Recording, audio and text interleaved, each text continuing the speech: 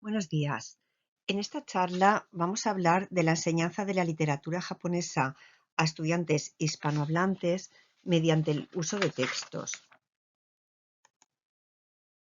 Nos proponemos establecer unas pautas para enseñar esta literatura teniendo en cuenta que para los estudiantes hispanohablantes plantea importantes problemas que podríamos resumir en la distancia cultural, la distancia literaria, puesto que se emplean técnicas distintas, géneros distintos o los mismos géneros pero entendidos de forma diferente, y porque estamos ante una cultura con otros valores estéticos. Por eso es importante buscar los problemas que tienen los alumnos ante los textos y diseñar actividades basadas en los propios textos.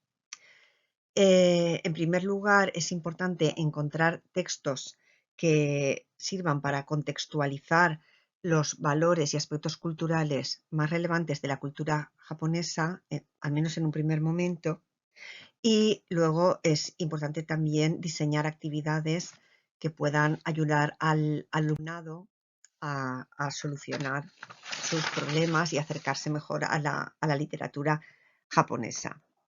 En primer lugar, el valor quizá más importante y más genuino y más antiguo de la literatura japonesa y de la cultura japonesa es el abandono a la naturaleza y la fusión con ella. Como representa la cita que tenemos aquí, este culto a la belleza de la naturaleza es la aportación más grande de la cultura de Japón al mundo. En relación con ello, hay un texto muy hermoso de la antología poética de Tsurayuki que se refiere precisamente a esto. He seleccionado aquí unos fragmentos. Uno de ellos dice: cuando contemplaban las flores dispuestas en una mañana de primavera, cuando escuchaban la caída de la hoja en un atardecer de otoño, cuando suspiraban ante la nieve y las olas reflejadas en sus espejos con cada año que pasaba, cuando al ver el rocío en la hierba o la espuma en el agua le sobrecogían los pensamientos sobre la brevedad de la vida, o cuando ayer todo soberbia y esplendor habían pasado de la fortuna al abandono, o cuando, habiendo sido amados tiernamente, se encuentran abandonados.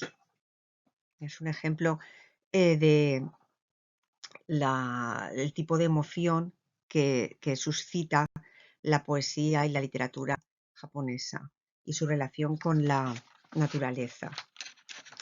La literatura japonesa se divide en varias etapas y los valores de cada etapa están presentes en dicha etapa y también en las siguientes. Algunos de los valores más importantes de la época antigua, de la cultura Nara concretamente, serían el del corazón sincero, un corazón sincero que se distingue por su luminosidad, limpieza y honradez, el kotodama o alma de las palabras, la belleza masculina. A continuación hay un texto que les he buscado, un pequeño fragmento del cuento del cortador de bambú, que es para algunos es el germen de la literatura posterior japonesa, donde se ven algunos de estos valores muy bien, como por ejemplo el del corazón sincero o el del alma de las palabras. Las palabras no deben utilizarse en exceso porque tienen una gran carga energética, como un espíritu. En este pequeño párrafo se ven ambos valores. Observaba a las mujeres que le servían diariamente en palacio, y cada día estaba más seguro de que ninguna podía competir en belleza con Kaguya Hime. Si entre algunas con fama de ser las más bellas escogía una para tenerla a su lado, no le parecía siquiera comparable. Solo Kaguya Hime ocupaba su corazón y pasaba las noches solitarias. Poco a poco, sin razón aparente, fueron disminuyendo las visitas a los recintos de sus mujeres. Escribía únicamente a su amada Kaguya Hime con asiduidad. En respuesta a sus cartas, ella también le escribía, expresando sus sentimientos, y esto aliviaba la pena del emperador. Bien, la siguiente época importante es la época Heian, que está caracterizada por ciertos valores estéticos como la elegancia y refinamiento, un tipo de elegancia con curiosidad, viveza, etc. El mono no aguare o profundo sentimiento de empatía con la belleza perecedera de las cosas y una refinada melancolía ante la fugacidad de la vida. Algunos fragmentos de textos que pueden servir para ejemplificar estos valores son, por ejemplo, este párrafo del Genji Monogatari, que ejemplificaría la elegancia, o estos fragmentos del libro de la almohada, que ejemplificarían estos valores de una elegancia mezclada con ingenio. En concreto, este ejemplo nos puede servir como inicio de una actividad con el alumnado, como el fragmento escogido trata de cosas odiosas, cosas que se consideran odiosas, se puede pedir al alumnado que continúen escribiendo ellos también cosas que sean odiosas para ellos, ¿no? Es interesante porque las cosas que se consideran odiosas en este libro se podrían seguir considerando odiosas hoy día. Eso también puede suscitar un debate y acercar al alumnado a la obra original. Serían dos tipos de actividades posibles. Seguidamente vamos a comentar algunos valores estéticos de la época feudal, como por ejemplo la frialdad, la austeridad, soledad, belleza de formas imperfectas, sugerencia, belleza del espacio vacío, profundidad, oscuridad, misterio, sublimidad, etc.